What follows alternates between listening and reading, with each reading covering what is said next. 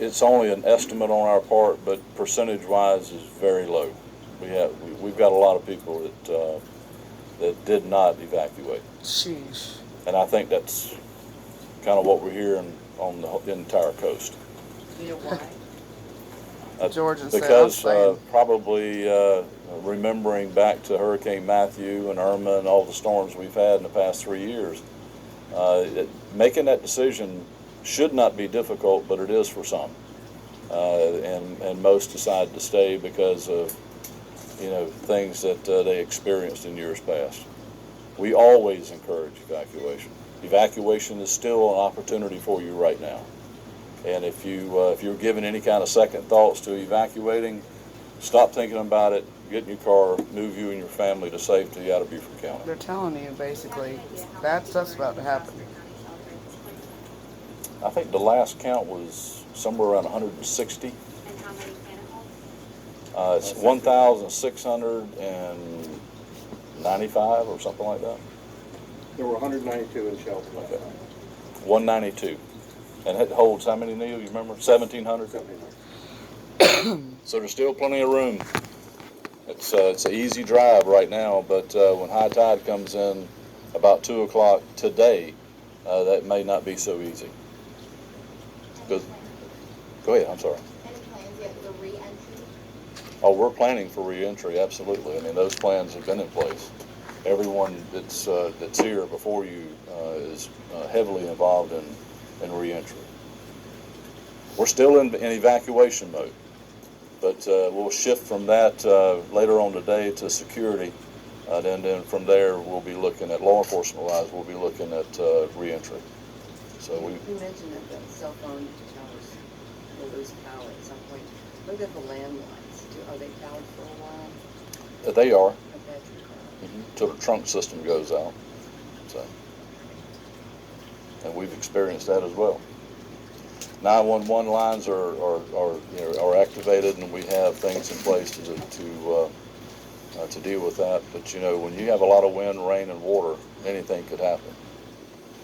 We're lucky that we have 2 medical facilities that are operational, but again, it's trying to get there is the problem. Even though we have a medical facility available, it's trying to get a patient from their home or from a location to the hospital during a storm is difficult. Ambulances have a real tough time traveling in high winds on bridges. They're top heavy. Do you know how many National Guards are? Actually, I asked for that number. Did you get it? Yes, sir, it did. You've got 289 guards. 289.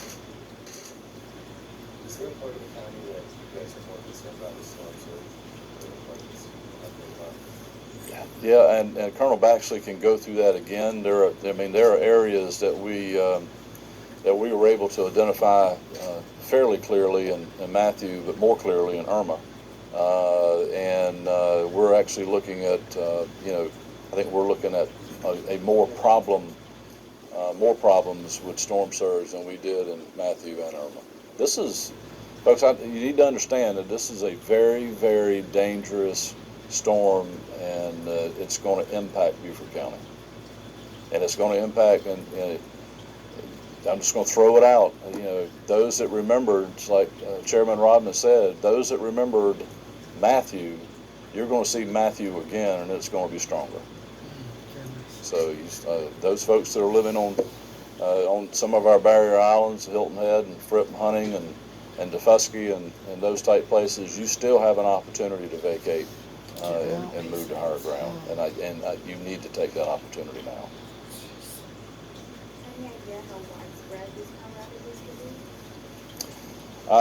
I'm going to throw it out and say all of Beaufort County, into Jasper County and neighboring Colleton County. And for an undetermined amount of time, because we know firsthand what we experienced in Hurricane Matthew, and that didn't even register as a Category 1. It was a very, very, if you wanted to call it anything, it was an extremely weak Category 1, and the damage that we had in Beaufort County from that storm was amazing. And this storm is going to be worse.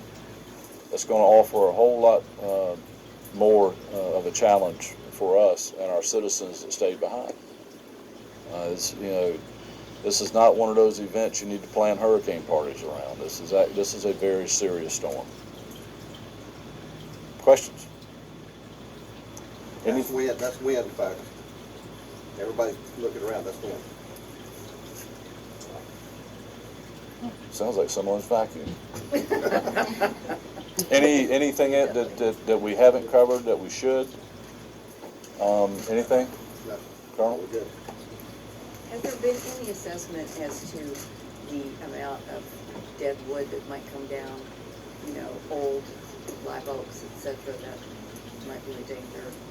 I would look at it this way. If you see a tree and the wind's blowing, consider a limb being dead wood that's going to come down at some point in time. And here's the thing.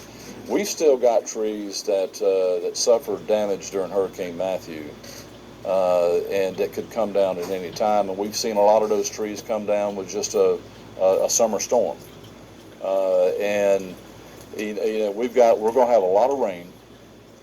We're going to have rain and wind, and the rain, of course, weakens the root system with the wind, and then, of course, all the damage we'll get from storm surge and just high tide and the flooding that we'll have. So you stay indoors, stay away from power lines and trees.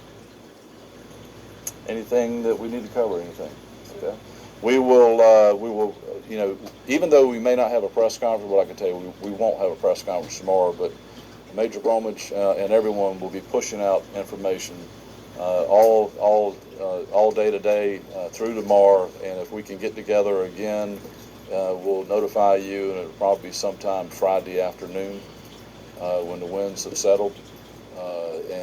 Again, just for everyone, including yourself, thank you for the coverage that you've given us. The information that we've been able to provide the general public is extremely important, and for everyone just to be safe. Thank you. Good job. Okay. Oh, my Lord. Auburn is.